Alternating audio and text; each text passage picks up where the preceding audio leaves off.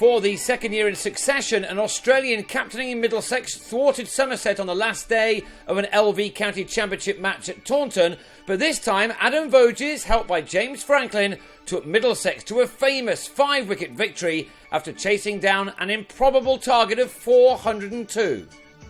Somerset were the big favourites to take this match, especially when they claimed 2 of the 10 wickets they needed in the last morning's first 4 overs. New England man Lewis Gregory moved both Sam Robson and Nick Compton. It looked as if the best Middlesex could hope for was a draw. Last year, Chris Rogers batted through the last day of the championship game here to earn his side a crucial and unlikely draw. But the way Nick Gubbins picked up anything loose and deposited it over the rope for sixes, then perhaps any result was still possible. Gubbins eased to his second 50 of the match, this one coming off 64 balls, with 6 fours and 2 sixes, and he was adding more boundaries to that as he moved with few concerns into the 70s. The pitch remained flat, and once a batsman was in against the old ball, staying in shouldn't have been too much of a problem.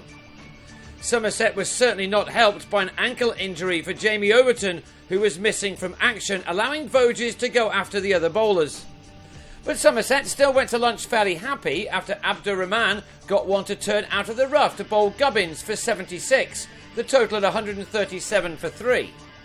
As the afternoon session began, there was no talk whatsoever of a famous Middlesex win here. After all, they still required 254 more runs to do that, 402 their overall target, and they had a middle order, not all of whom have started this season in the best of nick.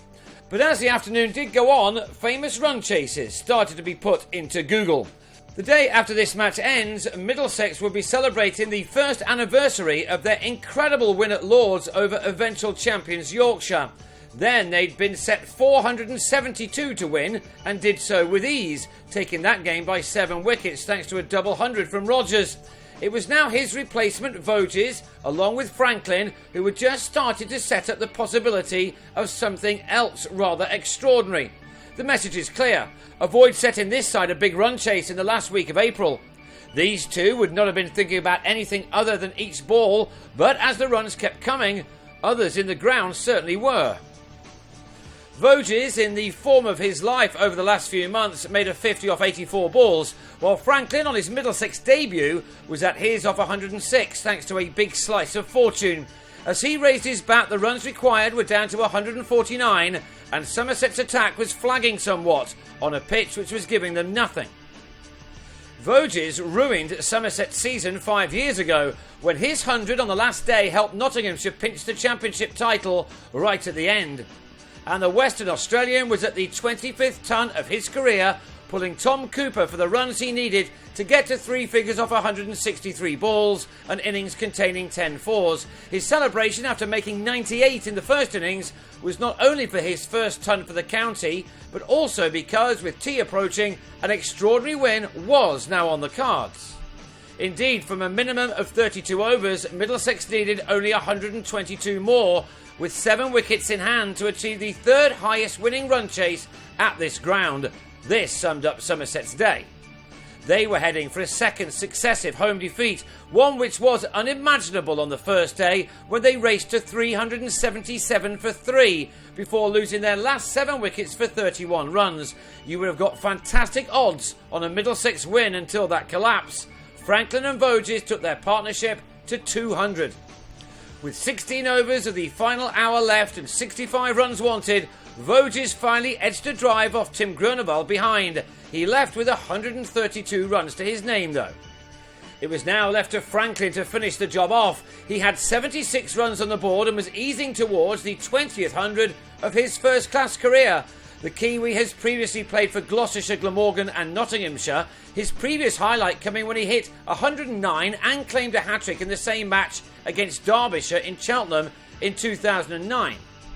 But this was to turn out to be his best ever performance with the bat in the championship.